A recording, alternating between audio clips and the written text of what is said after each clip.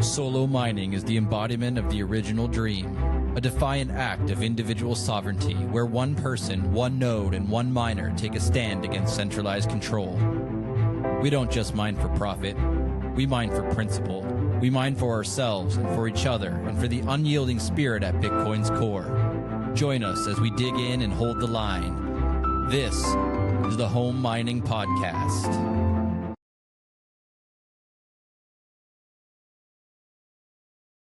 Hello and welcome back to the Home Mining Podcast by Solo Satoshi, the show where we dive deep into the world of Bitcoin mining, energy innovation, and building a decentralized future from the comfort of your own home. I'm your host, TwoSats, and today we've got an absolute treat for you, man. I'm joined today by the mastermind behind SoftWarm LLC. He's a pioneer in leveraging Bitcoin mining for some mind-blowing applications like heating homes, melting snow off sidewalks, and even warming garden beds. This is next level stuff. I can't wait to get into it. Welcome to the show, Cade Peterson. Thanks, Brian. I appreciate it. It's great to be here. I appreciate you having me on your podcast. That's a pleasure, man. I've enjoyed talking with you a little bit on Twitter Spaces about what you do, and just thought it would be appropriate to get you on for a deep dive. So, give us a quick elevator pitch for what SoftWarm is all about, and we'll go from there. Well, I started this company with the main focus of bringing Bitcoin mining and heat reuse to the pleb, even if they don't realize they're a pleb. I think my first setup that we did locally, we heated the skirting underneath a single wide trailer. There's a lot of benefits, I think, and it's not just about me making money on it. It's bringing the concept to people that would otherwise just spend money on heating a space heater to keep their pipes from freezing under their single wide. And then, soon after that, we looked at other opportunities. Like, I'm sure you've seen our car wash that we heat, sidewalk snow melt systems. We have a concrete batch plant, industrial water tank.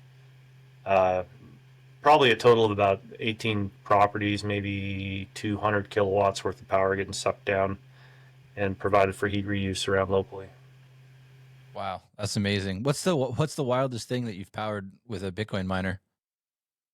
Well, I would have to say, I think the car wash so far. Our first setup was the industrial water tank at the concrete batch plant, and this probably was, when you make concrete, especially here where we live in the wintertime, you got to have hot water to do that, and they need hot water to rinse everything off when they're done pouring in the wintertime. So hot water is really important, and they were spending maybe $1,000 a month on propane.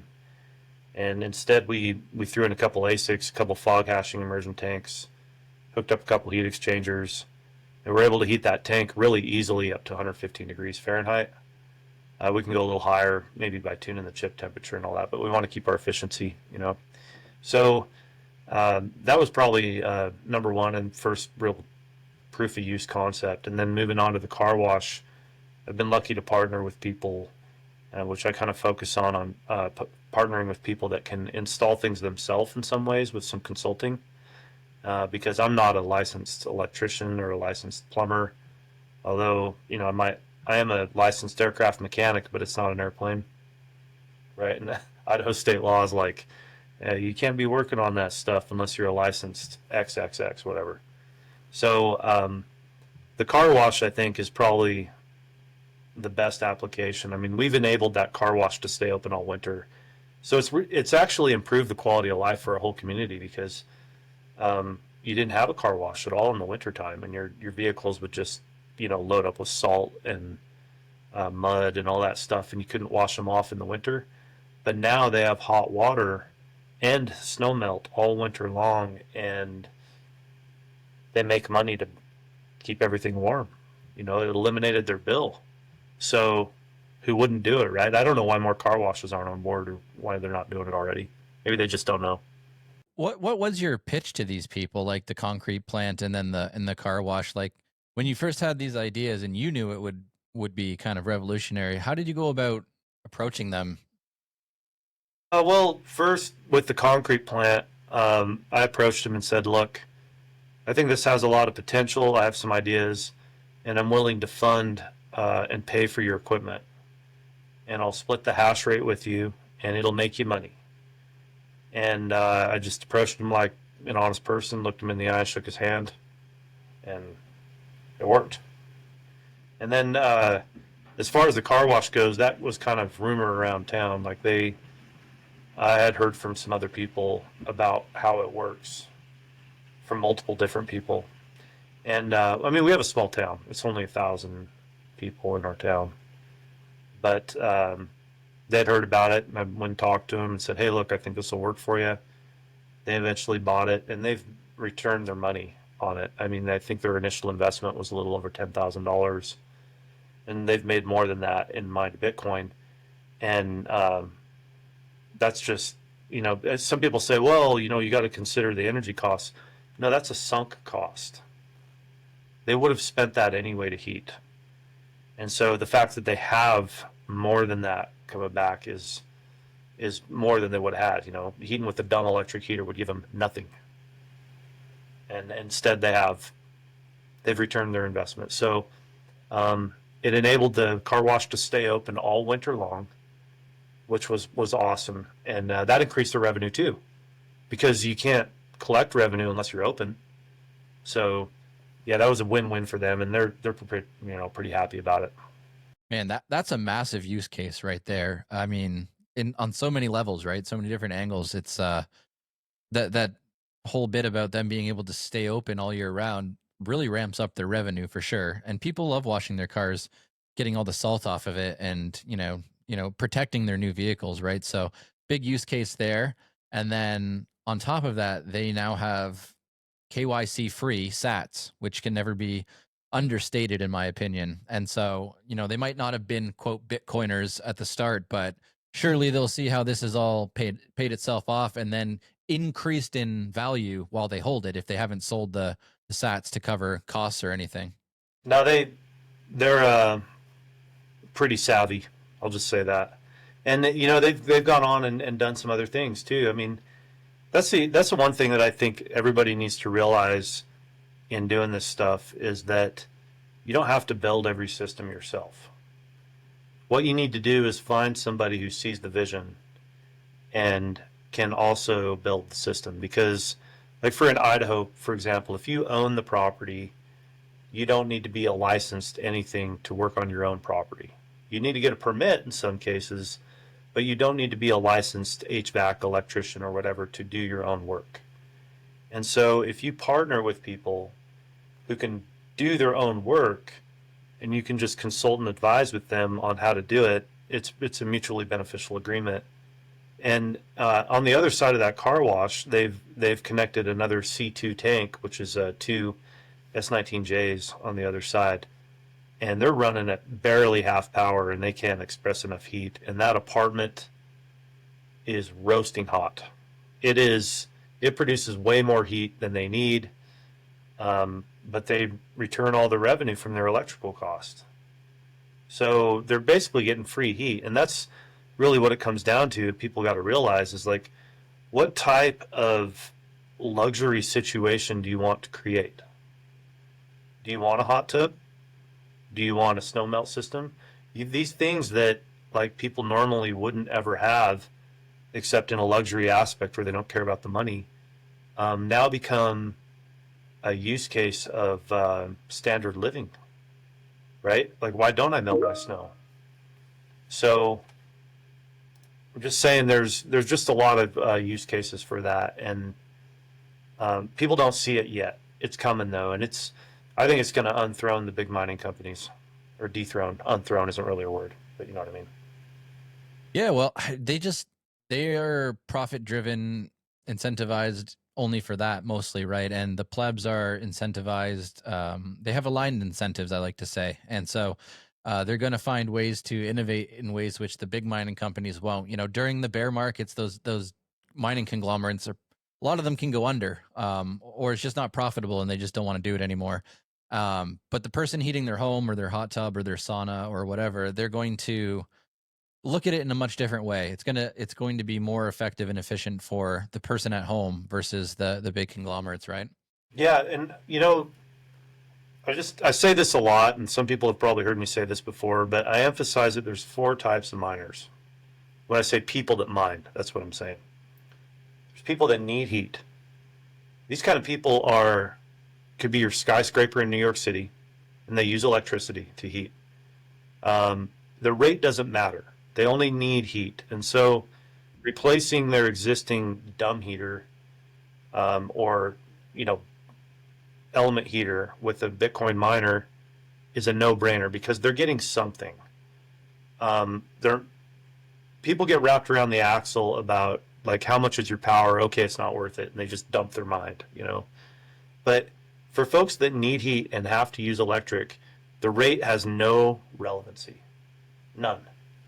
And so when I get asked that question, it gets really irritating sometimes because the rate of power doesn't matter. The type of use is what matters. And so if you need the heat and you're a type 1 user, then you have an on-off use pattern, right?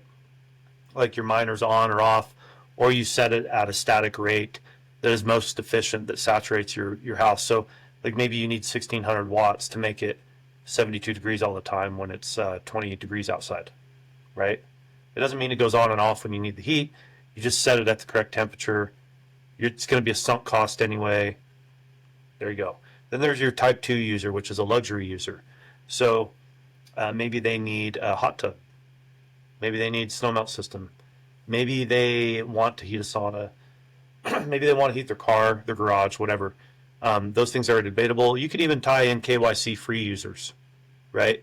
Because they want to mine and they don't really care as much about the rate. Although they care, but they don't really care as much. And it's really about their opinion on if they need the heat or not. And then you got your type 3 user, which is like a mining company, which just mines for profit, and it doesn't matter. They just want to run all the time. And then you got your type 4, which I kind of look at as like a bid-axe user, which is like ideological, and it's not really about the cost and how much energy is or how much you make. We just want to mine. And that can vary. It could be a millionaire who doesn't care. He's got like a megawatt and he's sucking down. He's like, I don't care. I'm a solo miner. So depending on the type of user, it's not as simple as just how much your energy is and what you're producing. That's what I'm getting at, I guess. Yeah, amazing points and distinctions there to categorize people like that, because it's true. A lot of people that, especially the people that aren't Bitcoiners, that might be approached with these kinds of ideas, I can see how they might be like turned off when they only look at it one dimensionally, right? When they're not thinking about what you just said, those distinctions and those considerations. But even for people inside the Bitcoin world or already running mining devices, it helps to think about it in those different ways and not just like you said, is it cost efficient from a power perspective because you need heat anyways. So, looking past that, why are you doing it? Is it ideological? Is it for KYC free sats? Is it for your, like to keep your home, in good heated condition, or your garage where you have your luxury cars, or, your garden beds? I think that's a big one. I can see one of the things that comes out of like the home mining space for me is that eventually I think people are going to return to the land and homesteading and things like that. And, having Bitcoin mining devices to heat your homes or mining devices running off of like natural energy sources on your land, it's going to be a big draw for small little communities. And you're living in a small community. So, I can see this kind of starting to take root there quicker and better than, a big urban city. No, I think you're right. And we have quite a few people locally. I don't know. I don't think there's any stats on this, but I would venture to say that we're the highest Bitcoin density city in the country. And the reason being is because, we are a city. We have about 1,000 people. I'm also on the city council here in my town. And so we got about 1,000, maybe 1,200 people, depending on the season. And I would say we have about 100 ASICs. Nice. So, that's about one for every 10 people or so. When you consider, and obviously not every 10 people have one. Some people have two, some people have six, some people have 50. Um, and other locations have a lower density, but it really depends on the individual. But when you look at the actual density around our area, and most of them are used for heat reuse. And so you got to think about the political implications too, right? So you've got individuals that want to just go out and mine dozens and dozens of computers on one single outlet because they consider themselves to be a type 3 user, right? Or they want to mine for profit. But really, the answer to, in my opinion, a successful business model is capturing as many type 1 and 2 users as you can.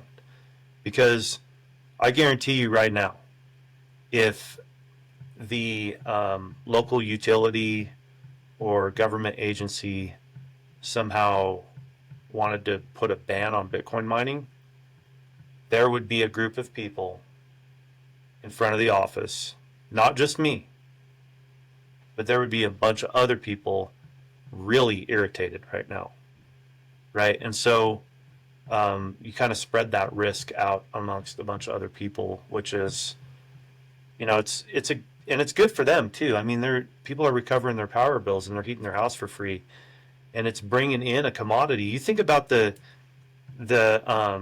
logistics model of Bitcoin mining, right? So we live in a town, and most of the employment is brought by the local mines. There's a lot of rare earth mineral mining here. And so the logistics model behind that is you go out and you mine, the dirt out of the ground. You got to pay for the power to do it. You got to pay for all the labor to do it. You got to ship all that out, pay for the diesel. And then you've got to send it to a refinery, and then they eventually assay it and give you a certain amount of dollars. Complex, right? Have you heard of crowdsourced water? No. No? Okay, so in the valley over from where we're at, there's the town of Mackay, Idaho. And they bottle crowdsourced water in Liquid Death. Have you heard of that? Maybe. Yes. Okay, Liquid Death is bottled here too. That's where it comes from. It's right like an hour away from my house.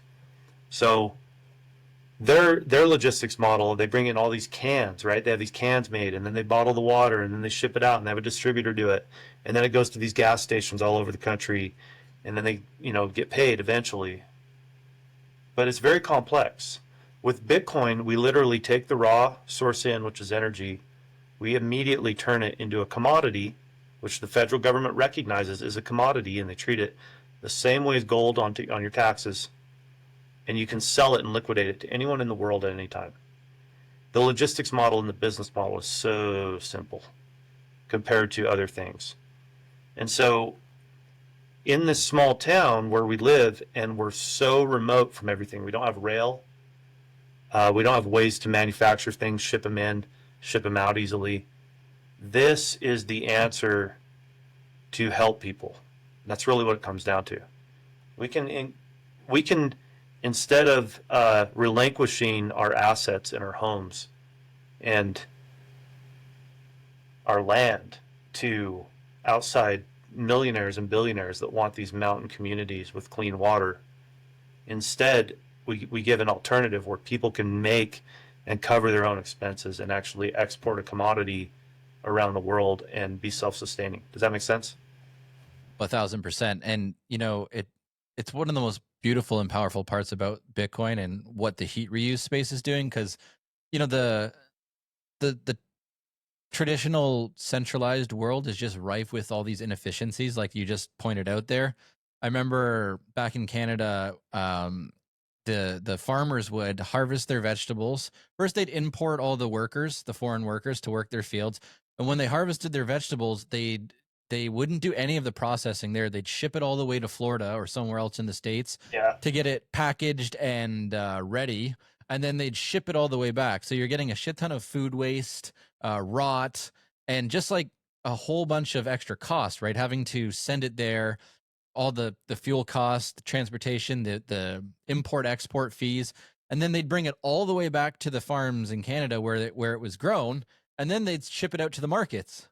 And it's like, what is the point of that? That is so inefficient and stupid, and the incentives are just clearly flawed. And with what you just described, it just skips over all of that bullshit and just gives you clean raw energy into clean commodity into the ability to sell it anywhere, anytime, cross border, no bullshit, just efficiency. Well, and it's yeah, exactly, and it's not just that. I mean, we have Idaho is the most hydroelectric dense state in the country. I don't mean there's more power hydroelectric. I mean, I think Washington and California have more available megawatts, but per square mile, Idaho dominates. And so, what we have now for the first time is the ability to get a return on investment on isolated energy sources. It's no different than stranded um, uh, methane wells, right? Or natural gas or anything else. Um, you have stranded energy, which is hydroelectric, located in places without connection to the grid. And now you can get a return on that investment for development. And so, like with a S21, I think you can get like 12 cents a kilowatt hour equivalent out of it. And so you can build a plant out in the middle of nowhere and have some VCs cover it because they can actually get their money back. So now you got this private equity source where you can get the money and develop these these different assets and eventually connect them all.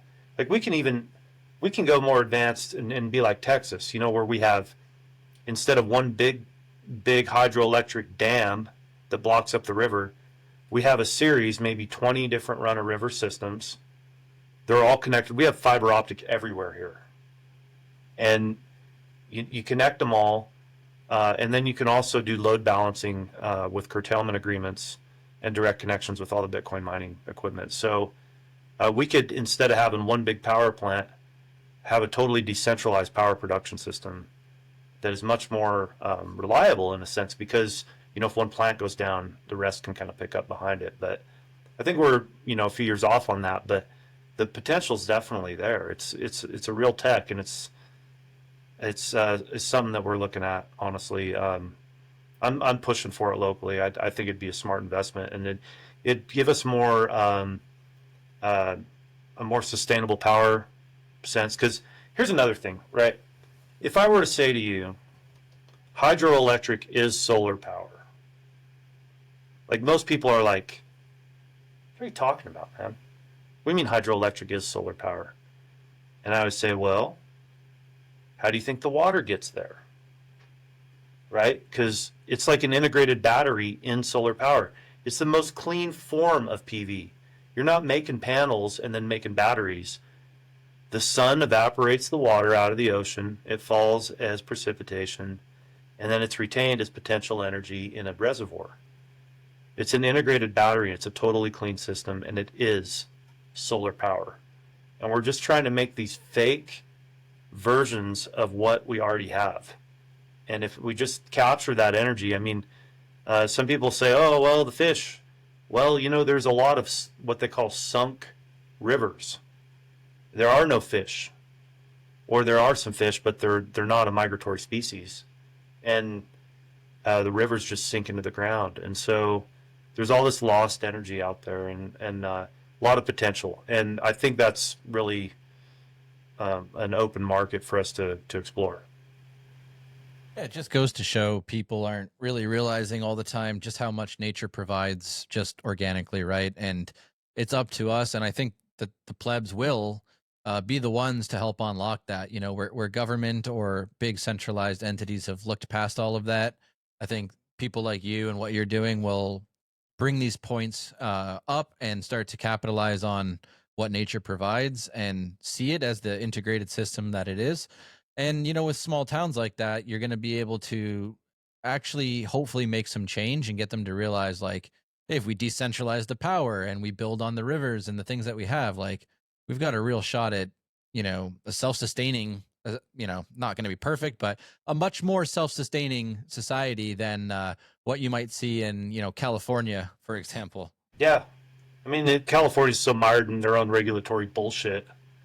And so when I was active duty military, I was in for about 21 years, and then I retired out of California. But like I've been through the process of trying to build a house down there, and the fees You want to know why there's so many homeless people? It's because you can't build anything. It's so expensive. Like just to even break ground, you're 50 grand in fees, permits. And so how's you know Johnny and Susie who have just a normal job? They're making a median income. How are they going to build a house? They're not. You can't come up with the capital to get in front of it. And so that's why everybody gets a loan, right? Because an FHA loan you need 3% down, VA loan you need nothing. But nevertheless, you can't get a VA construction loan that easy, and so it's just hard to build. And when I was going to grad school, went to USC for grad school for the business program, and we had an attorney come in and talk to us who taught for the school also, and he basically told us, don't buy real estate in California. So imagine you're going to a California business school and they tell you not to buy real estate there. They're like, it is nuts. And I could go on, and it's not really the subject of this podcast, but it is not a good business environment. They have created so many rules and regulations that they're basically destroying their own economy. And I think it's wise for people to be very cautious about doing business there. So how did you go from what you were doing before to Bitcoin mining, and like what was the spark that made you go, oh, I've got a business model here and I can actually make some huge real world impact? Okay, so when I retired from the military, I had lived down in California and I had a house down there, and my family, my kids, were going to school down there, and it just became a place where I didn't feel like they were safe, right? And so we moved, and we moved back. I'm from Idaho originally, so we moved, and actually the house that I live in now, I used to go to daycare in. So we moved back, and because I saw the house for sale, and I'm like, well, I know that house, I'll just buy it, and move back. So as we were living here, it was like in the 2020, 2021 when things were crazy and you got the just crazy stuff going on, like mandatory jabs and all that stuff. And I'm like, I'm not doing that, bro. So I thought, well, I need some more sovereign sources of money. I want to be more self-reliant, and part of that is mining my own Bitcoin. And then as soon as I started doing immersion mining and air-cooled mining, I noticed just a system capability. I mean, the stuff threads up to existing things. And I thought a lot about when I worked with Northrop Grumman on different aircraft. And, Northrop Grumman doesn't make money because they make airplanes. They make money because they integrate existing systems to make better airplanes. And so they can take different things and integrate them into existing airframes and create new capabilities that nobody ever thought would exist. And so I thought, well, why don't I just take this immersion cooling system and heat some water? Okay, well, I can do that. How about I get on Supply House and look at all the things that'll thread up to this, and looked at the hydronic systems. I'm like, oh, well, that just threads right up. Why don't I just do that? I mean, my first takes on it, the first time I was looking for a heat exchanger, I didn't really know the exact terms I'd be looking for or what I wanted to use. So I knew what I wanted to do, but I didn't know where to order it. And so I got on eBay and I ordered an air to water heat exchanger for a car. And I'm like, I'm just going to run some crick water through this and heat up and cool off my Bitcoin miner. And then I started looking at other stuff. I'm like, I don't want to do that. And like, how can I reuse this, that, and the other? And I don't know. I think my technical background just kind of led ways for me to understand how to bolt things on. And then once I started realizing that we can use this and really offset people's expenses, it just kind of made sense to keep going and thinking of different ways to do it. And we started on a purpose-built, I don't know if you saw that post on X or not, but we started on a purpose-built building back in 2023. My friend who owns the concrete plant, I said, hey man, you're pouring concrete. Why don't we just put in some really dense PEX lines in your concrete before you pour it? And he's like, okay. And so we we set all that up and poured it. And it's, over time he's been working on getting this building done. But it's a 40 by 60 shop that has been built from the ground up to be heated with Bitcoin. Wow. That's epic. That's going to be a really interesting case study for a lot of people that come back and listen to this episode and, follow you online and just sort of want to do similar things. That's going to provide some really good education. Yeah, it's a pretty cool setup, really, and it's not that hard. And people get once again wrapped around their axle about, oh, it's too expensive to integrate. Well, bro, you got a sunk cost anyway of some type of heat system. And really the only difference in putting in a Bitcoin hydronic system versus a standard hydronic system is a little more PEX tube, which might be a couple $100. But you can't go and unconcrete it later. You got to do it from the start if you want to do it correctly. And it's kind of like using a old home with the central boiler system and radiators. Your radiators aren't going to get as hot if you heat them up with a Bitcoin miner. There's some What's Miner stuff that gets a little warmer, but in times where it gets really cold, it may not be enough heat. But if you have a standard density hydronic system, it may not put out enough heat. But if you do it right from the ground up, it'll work just fine. I mean, a hydronic system that's 120 Fahrenheit is ideal. And that's, miners can do that. But if you could make your miner run at 110 for that fluid temperature, it'll be more efficient. And it's worth the extra PEX density, as I would say, where you can get the same room heat out of it. Yeah, I think it's going to become very clear in the near future, over, say, the next 5 years, that if it's a couple $100 in material more than a standard heating system, and you're stacking sats, which are just going up and up and up in value over time, it's just going to be such a no-brainer. And that's really going to start to sink in and revolutionize the way people build things. And that's good, right? I mean, obviously there's still regulation and all this sorts of government bullshit to deal with, but people are going to start to look from the start. How can I implement a Bitcoin heat reuse system or Bitcoin mining for, different parts of the builds? And I'm really excited to see how that all starts to play out. And, you're leading the charge with real world examples. You're a first mover. So this is all exciting. Let's deep dive on the technical stuff a bit, man. Like, it gets a bad rap for being energy intensive all the time. And, you're flipping that narrative right on its head. So let's break down how you're using the hydroelectric power from Mount Bora in Idaho to mine Bitcoin, and, why hydro, and how does this tie into your vision? Yeah, so that specific use case, basically the owner has a existing contract with the existing utility to provide, and it's like a 5-year contract to provide a certain amount of kilowatt hours. And he's allotted about 10 kilowatts of station power.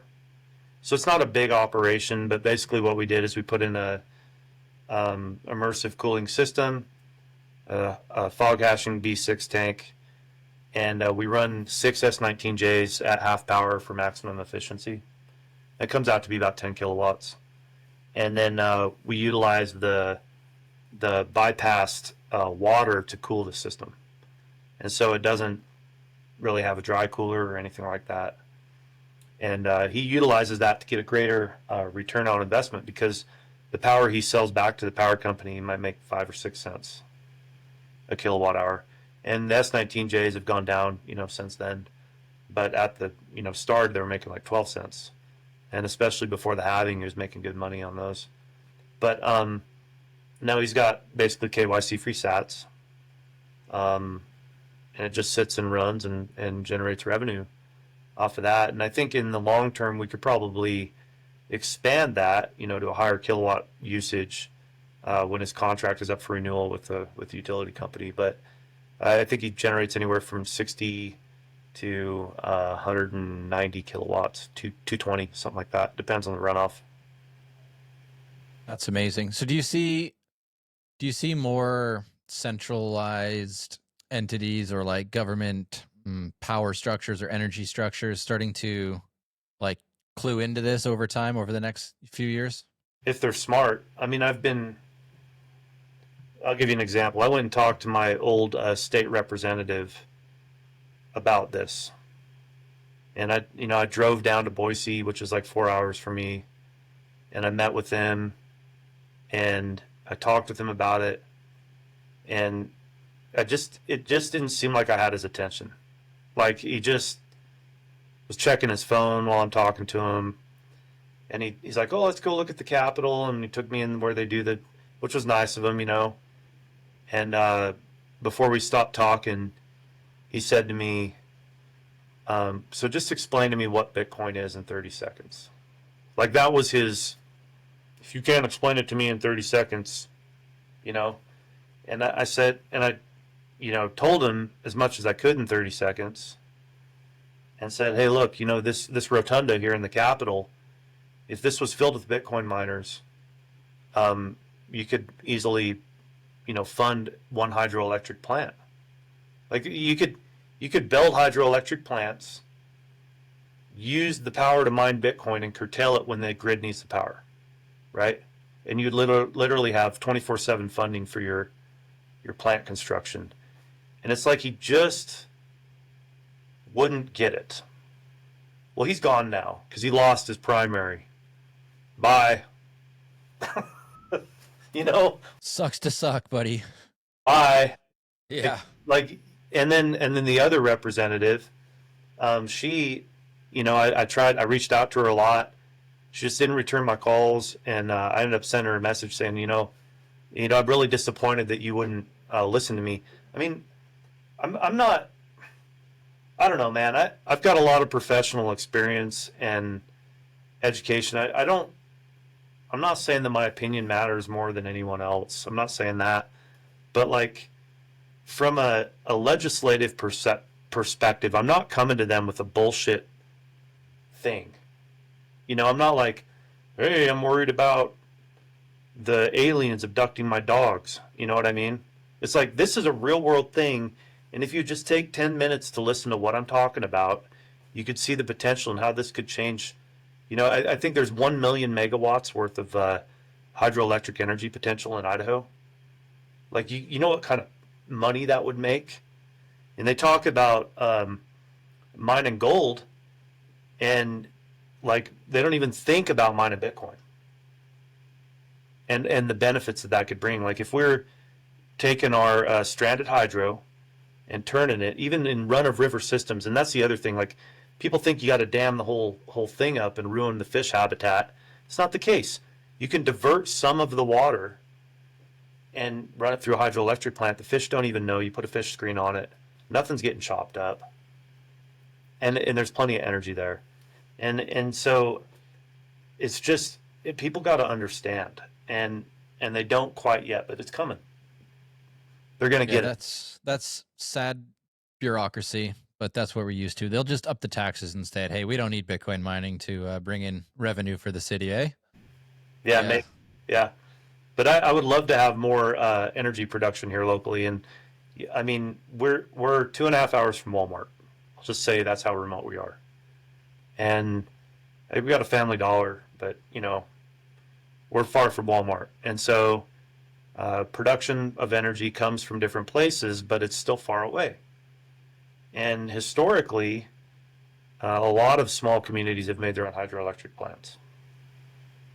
And I think we should do the same, but I think we could really pay for it, without raising a bunch of taxes. And but it needs to be done the right way. And in some ways, I'm kind of glad that environmental regulations are getting a chop back. I mean, I think it's really important to manage our forests correctly and make sure we protect our environment. But I'll tell you, man, for personal experience, just the level of bullshit you have to go through to get anything done sometimes, especially with federal lands. You just can't do anything. And when you look at the ownership of federal lands in the West compared to the East Coast, like hardly any of Virginia or Ohio or West Virginia is owned by the federal government. Hardly any of it. And you come out here to Idaho, and it's like in Nevada, and the majority of it's owned by the federal government, and it makes the development of it out here really hard to do responsibly. So I think the paradigm on that shifting a little bit, which is probably good. Yeah, it just kind of sounds to me like the difference between closed source and open source, right? It's sort of like in the chip world, right? Like with mining chips, you have this closed source, everything's slow and red tape and bureaucracy and bottlenecks on supplies. Getting anything done, getting the facts is brutal. And then you have open source projects like BitAxe, and it's all just people coming together. Like, how can we make things better? How can we make it more effective, more efficient, better for the everyday person? And hopefully our societies start to go in that direction where, okay, let's get through the red tape. Let's look at what we have in front of us, and let's bring in the people like yourself that actually have good ideas and actually start making something with it, actually start putting this into action, because it is obviously working with the businesses that you're doing this with, and more of the businesses will take note and start to do it. But you want entire governments, like entire cities and states, to start getting on board with this, right? Yeah, and so I'll give you an example. So in my town, we have multiple well houses, okay, and that's where we get our city water from. And if you go in these well houses in the wintertime, they're stacked with space heaters, and that doesn't make sense. Why are we just heating with a space heater? Why don't we just put a ASIC in there Yep. and then have that wallet address like with River, right? Make an institutional account with River and just point that mining effort directly to that wallet. And Simple. yeah, super simple. But even getting an account with River, that's only recent. Like, they wouldn't service Idaho for a while because of the regulatory fog, I would say. Sure. So, but having that simplicity now, I think a lot of people can't get past the concept that they just don't know and understand Bitcoin. And what I would say to them is, you don't know and understand how your bank works. Like, if you ask people, like, well, yeah, my bank has money. Oh, do you think they have a little magical fucking box with all your money in it? And like every time you write a check, they take $10 out of it and restack it with cash. No, that's not how it works. They have a ledger. And when your Bitcoin ledger, no one's going to mess with that. That's just the way it is. It's replicated, and nobody can fake it. And with the banks, it'd be hard to fake. I admit that, but the banks can manipulate it, just like the Federal Reserve manipulates the dollar. And so I think the really stumbling block for a lot of people is they think they need to understand every aspect about it before they have any exposure to it. I mean, if I get paid in Bitcoin, it doesn't mean I need to hold it for the rest of my life. I could sell it in an hour, and it reduces my risk, right? If I think it's a risk. I think it increases your risk if you sell it, but that's just my opinion. But, that's just me. But if you think Bitcoin is a risk, sell it. And I think what a lot of people don't realize is, like, the company Money Metals Exchange in Eagle, Idaho, they take Bitcoin. You can literally heat your house, receive Bitcoin, and buy gold or silver. And when people hear that, it changes their mindset a little bit. They just don't understand how to liquidate it, and I think that's why they feel like it's a risk in some cases. But once they understand how to liquidate it, I think it makes them feel better, that they know there's a way out if they want to get out. Yeah, absolutely. It's just ignorance at this point, and over time, as the environment shifts and education from podcasts and businesses and all the people, all the plebs on the ground doing their part, it's going to shift, and people are going to start to understand, like, oh, I can sell this instantly. It's not closed like the stock markets are and the banks are on the weekends and holidays. It's just, I can send money to Kenya. Cool. It costs me. Dude, Western Union's dead. Yeah. Western Union, like, Exactly. Hell, bro, short Western Union, that gets done.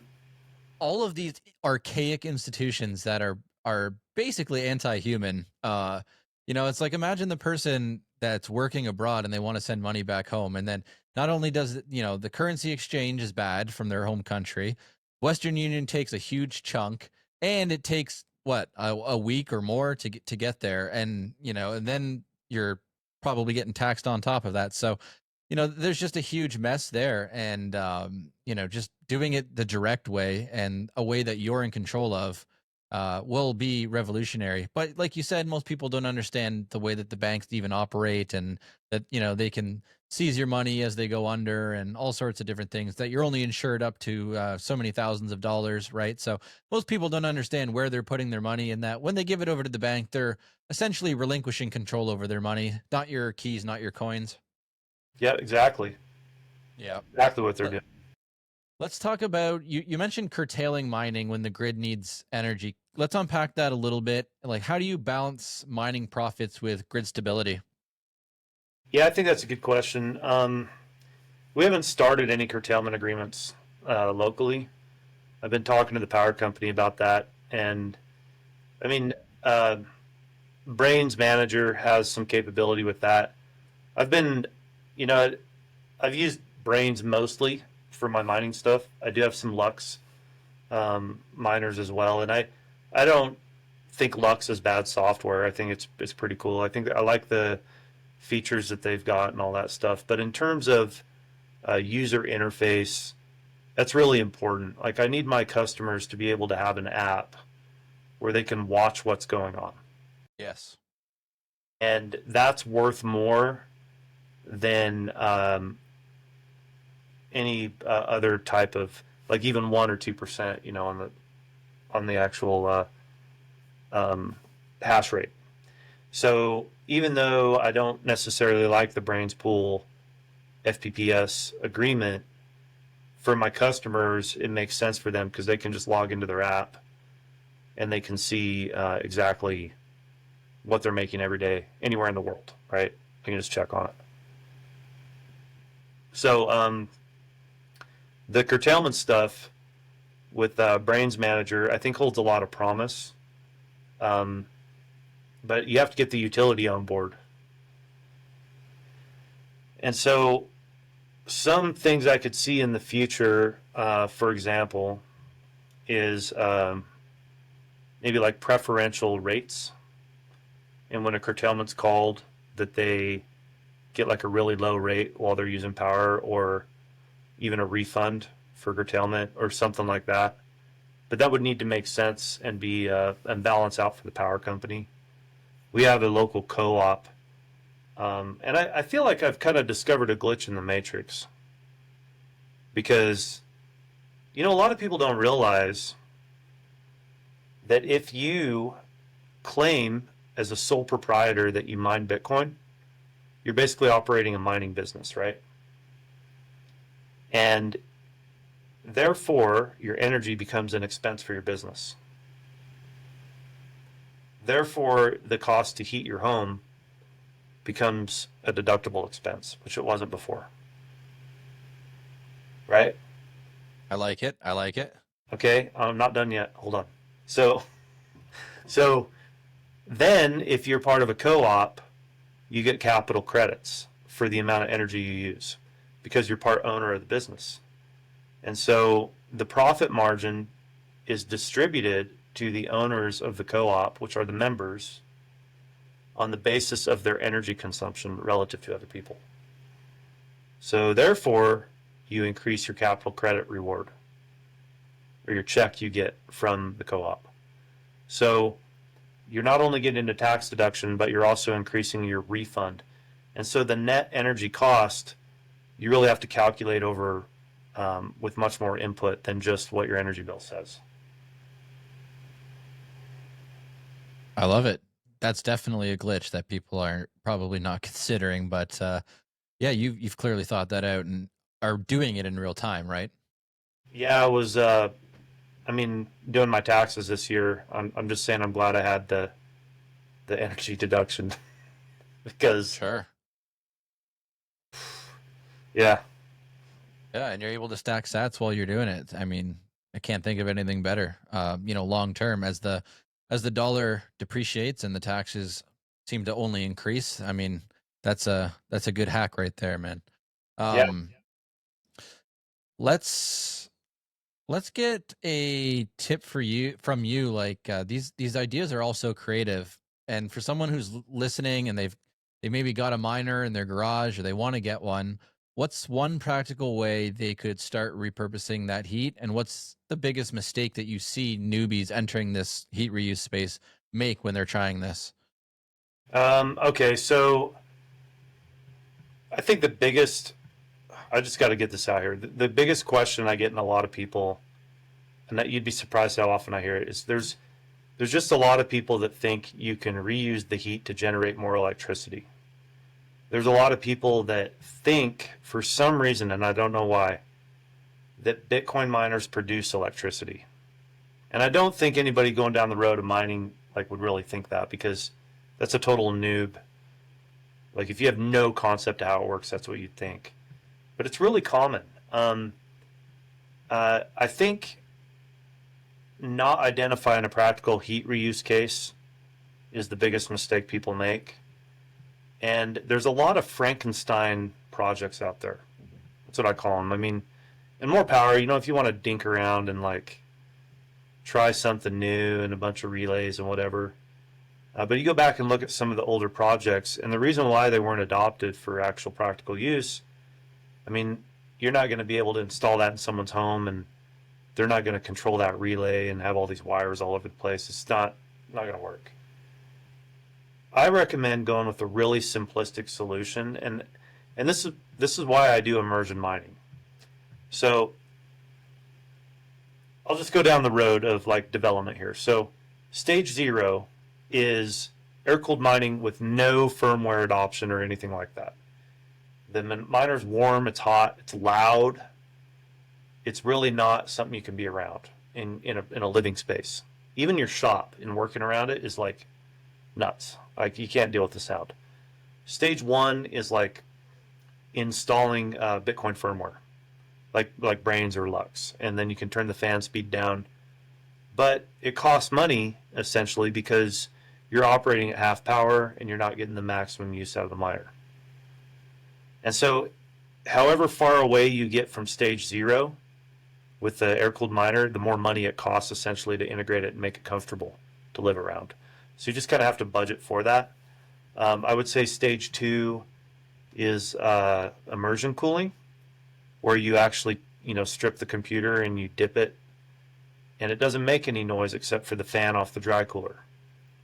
Stage 3 might be tying that immersion tank to a hydronic system, and I have multiple systems where I have no dry cooler, and it makes no noise, and it just dumps all the heat in the existing loops and systems, and is very palatable for an interior use. And then I would say stage 4 is a more complex series of loops, and you can get more and more complicated with it. But basically, the way to integrate these different computers into your home is just going to cost a little more money and be more complex on the micro infrastructure side, as I call it. It's micro infrastructure, because once you buy an immersion tank and you've tied it into all these other things, you can swap the brain out of it, which is the computer, at any point in the future, because the form, fit, and function of them is kind of similar. I mean, an S19, not quite the same as an S21, but it's similar. And you can swap those out. They both take, one might take 208 volts. You might have that problem with that, but generally they take 240. They fit the same thing, and they go in there. So I advise, everybody's got an idea. They're like, oh, I'm going to buy a hydro, not an immersion, but a hydro miner.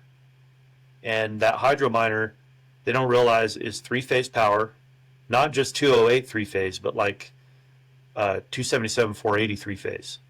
And it requires you to run fluid through it. And when you run fluid through it, you have to have a heat dump. And out of all of this and what I've said, I think the most important thing is that you have to have a heat dump. And people just don't realize that. You need a place where you can dump all of the heat if you want to. Um, and if you don't engineer that from the beginning, it makes it to where you either have a really hot environment or you can't run your equipment all the time. And if you've got new equipment, you're not going to get your ROI, right? And so with a hydro system, everybody looks at it because it's got a really low cost per terahash, but you still need a heat dump. You're back to square one. You still need the same. You need a dry cooler out there, and that unit isn't going to be able to be used at anywhere else that doesn't have that high three-phase power.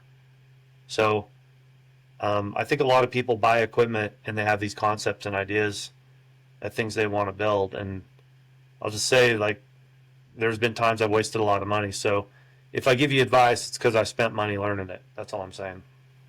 So start simple and make sure that you know where your bottlenecks are, what your problems are, and that you have them addressed from the start. Yeah. The basics. Exactly what kind of power you have. Measure it with a voltmeter. For example, if you're like, oh, I got three-phase power, and you go buy a bunch of S21s, and then you go measure the panel, and it's 208 volts. S21s don't run on 208. They run on 240 to 277, and you're fucked, right? So you got to really know what you got, know what your power limit is before you buy, and have a plan to get rid of the heat. And you do those three things, you'll probably be all right. But you go in and you just buy a bunch of stuff, you might end up in a bad situation where you can't get your money back. And there's companies that help, guide people through that. And I assume that you are somebody that can help do that for people. Yeah. So an audit. I've helped out quite a few people. For fog hashing, I do sell fog hashing equipment. I could probably get people better prices than they can get online for sure.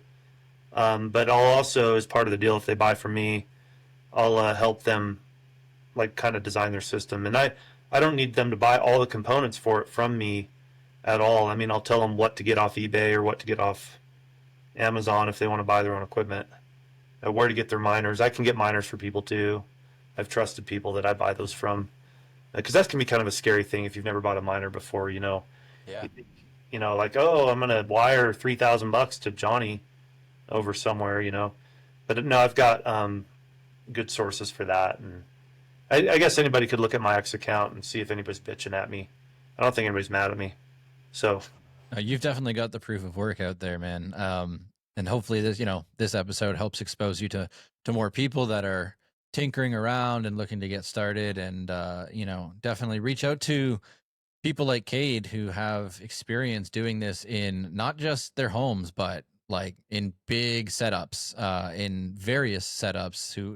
You've seen problems, you've overcome problems, right? And you know what you're doing. So, education is the key in all of this. So reach out to people like yourself that have been there, done that, and make sure that your ideas are sound and well thought out before you go and drop all your money into it, and find out where you might be falling short so that you can do this the right way. So what's the most out of the box idea that you've dreamt up but you haven't built yet, man? Well, okay, what I'm working on right now is a complete home heated system with a Bitcoin core. So we're refurbishing a 100-year-old house. It's older than that. It was built in segments. It's a historic home locally. The first part was a cabin built in 1905, a little 12 by 12 cabin. And then they added another cabin onto it in 1915. And we know these dates because as we've been refurbishing it, we can pull the newspapers out of the walls. And like, it's pretty cool. I mean, and the last portion we're working on was built in 1925. So it seemed like every 10 years they added onto it. And we're basically lining the whole home with hydronic heat. And it'll be heated with 4 S19J Pros with 8 kilowatt aftermarket power supplies. So each one will run about 5 kilowatts. And people say, oh, well, that doesn't make enough money to cover the cost of running the Bitcoin. And I go back to the point of, you don't get the point. Because here's what you do. If you have a piece of property and you lease it to somebody with all utilities included, you charge a little more money than you would normally for the rent. You retain ownership of the electric utility. It becomes a business expense. They're essentially buying heat from you. You're getting capital credits. You want to ensure that the data is running all the time anyway, so you're going to pay for it, make sure the bill's paid.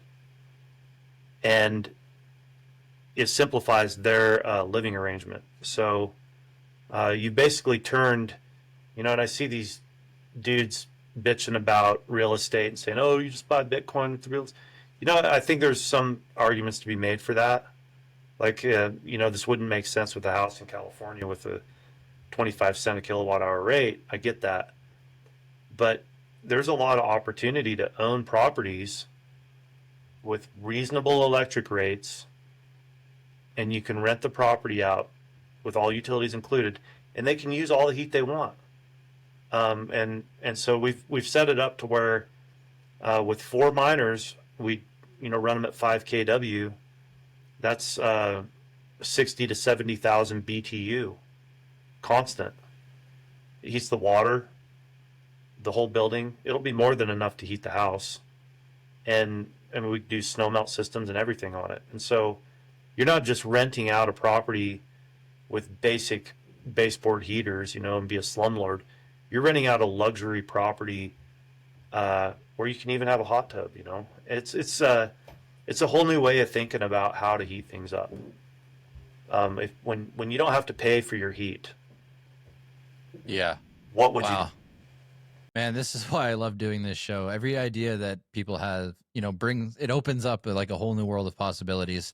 So many people are going to listen to this and go, I wonder what I can do in my situation. And like you said, it's not pertinent to every state or every country and every situation, but there is, the whole world isn't California and being, extorted on their power bills, right? There's so many small communities and opportunities where you live to do this. So, this is going to help people think outside of the box. Let's, as we go to wrap up, zoom out a little bit and talk about the big picture. You're not just mining Bitcoin. You're really redefining how people think about energy and decentralization by what you're doing. So where do you see SoftWarm 5 years from now? And if you could wave a magic wand, what's one change you'd love to see in the Bitcoin mining space? Well, I'm going to refer back to Jason Lowery's thesis, Soft War. Have you read it? Yes. Okay. Own and control hash rate. Right? So it's not enough to, I'm sure it's profitable, to sell equipment and to help consult with people and do things. But ultimately, what is Riot? What is CleanSpark? What is Marathon trying to do right now? They're trying to own and control infrastructure to mine at the lowest possible cost, right? Yeah. So what if you could own a real estate empire and you own and control energy infrastructure? Every time you buy a piece of property, you're buying a little bit of energy infrastructure, right? So, there's like what we could do a franchise model. Say, hey, follow my guidance, buy my course. I'll help you out. But what if you just own real estate that people otherwise cast aside because they think that it's not profitable, especially during an economic downturn? And then what if you're turning around and mining with that available energy at a reasonable rate, not overwhelming the grid, but enough to heat the house, and you're diversifying your revenue by renting. You're offsetting your risk profile. So in some ways, what I'd like to do is be a slumlord. Just kidding, but you get what I'm saying. Like, what if you owned a bunch of reasonable properties and you administered them, had warmth coming out of them, and you've built that infrastructure and you can just upgrade at any time. You could host, and I'm a Bitcoin maxi in a lot of ways, so I'm not open to really letting my tanks be used for AI or whatnot. But here's one for you. I'm a registered federal contractor now. I federal contractor for the U.S. government, registered SoftWarm LLC for that. The federal government has said that they want to acquire Bitcoin in revenue neutral ways. Yeah. Where are we at? Energy. Yeah. You're heating with electricity already in some places on federal installations and locations. Why is the federal government not mining Bitcoin for heat right now? Oh, and some of the places that they're doing it are the biggest places in the States, right? Like the land that they own and the buildings that they own all need heat, you know, presumably. So Yep. what better place to start getting you know, a neutral source of Bitcoin, basically, where they need it anyways, which was your point at the start of all of this, is that this is a sunk cost anyways. You may as well be getting something in return for that on top of the commodity itself. Yep. Brilliant. No, you're Yeah. right.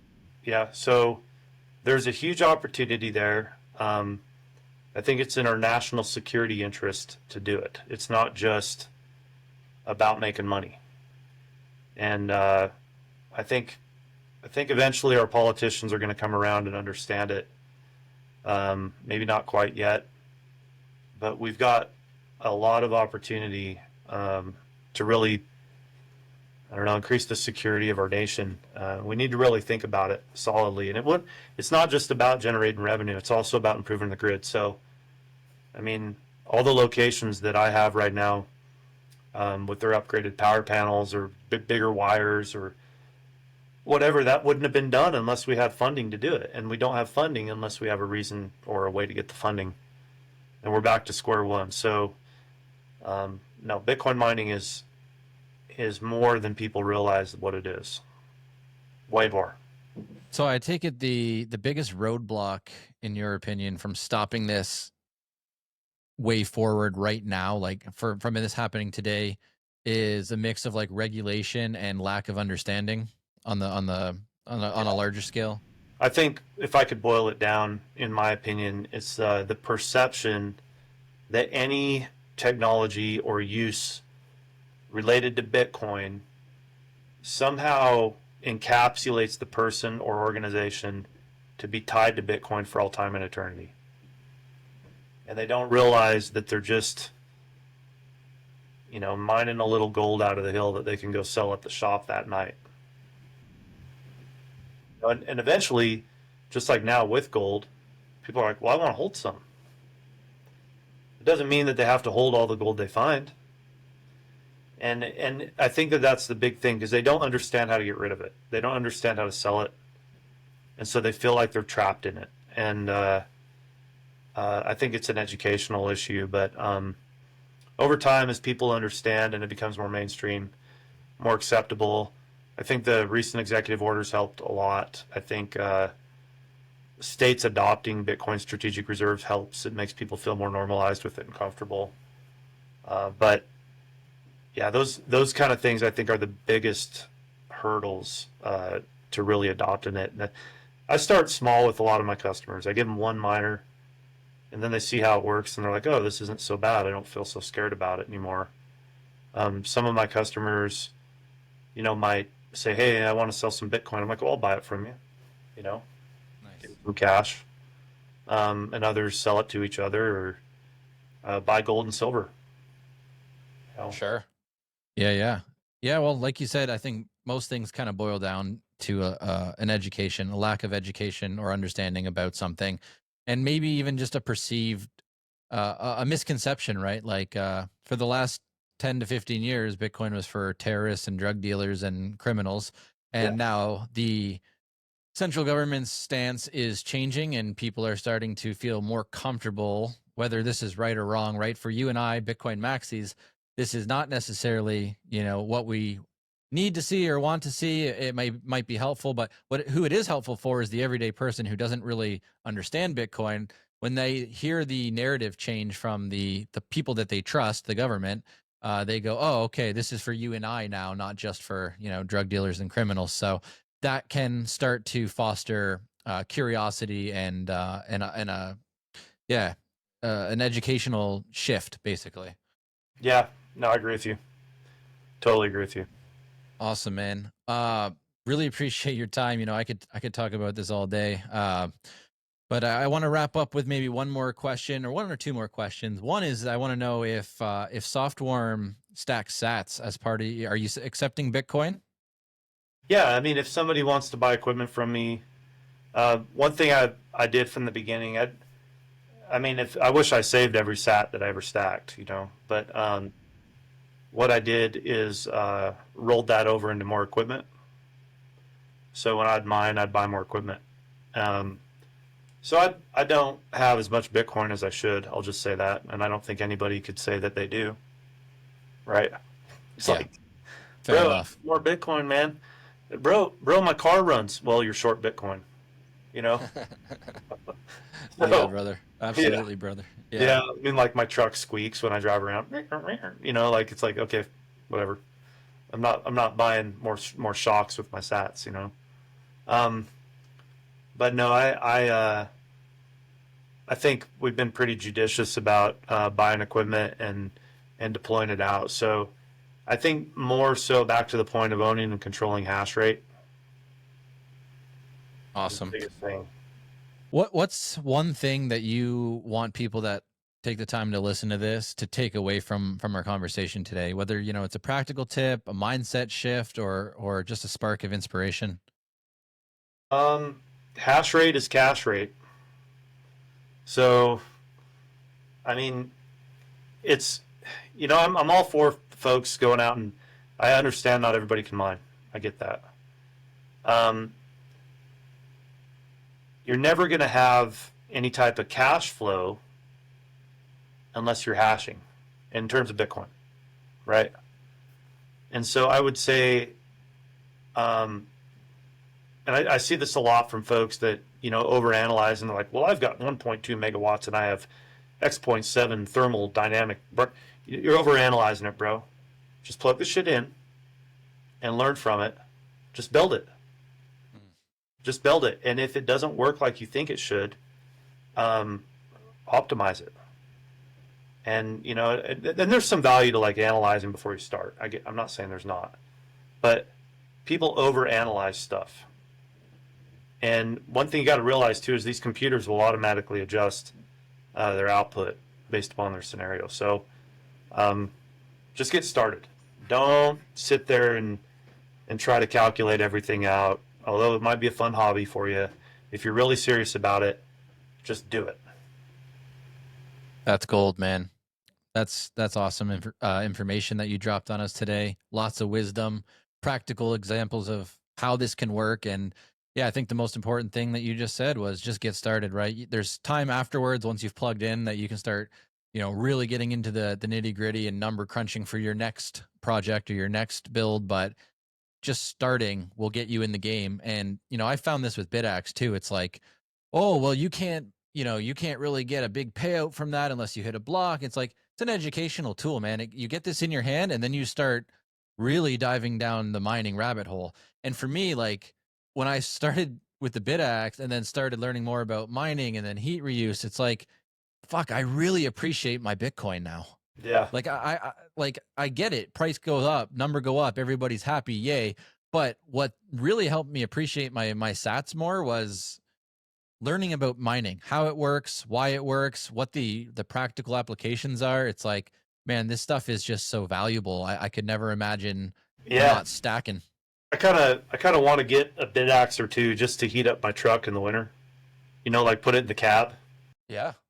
You plug in the engine block heater and just have a splitter and maybe power a couple bit axe, keep the frost off the windows. That's There's a your heat. next project right There there. you go. That's a heat use application for a bit axe right there. So I love it. I love it, man. Well, look, man, I really appreciate your time and your energy and your knowledge. Thanks for sharing it with us. Where can everyone connect with you? Do you have a website that you want to drop or your I X think that handle? the best spot is on X, SoftWarm LLC on X, and you'll recognize a profile with the mountains and the graphical output for brains on there. But yeah, that's probably the best place. If you want to DM me, just like a post and comment on it. I don't have an open DM policy because just get a bunch of. I don't know why all these girls want my Bitcoin hot tub, man. So I had to shut off my DMs. Not a terrible problem to have, but I get where you're coming from. No, you know how everybody gets the ads all the time. So now I toned that down. So if you have any questions, I don't mind responding. I just ask people just to do some basic research into things before, because sometimes some questions are kind of silly.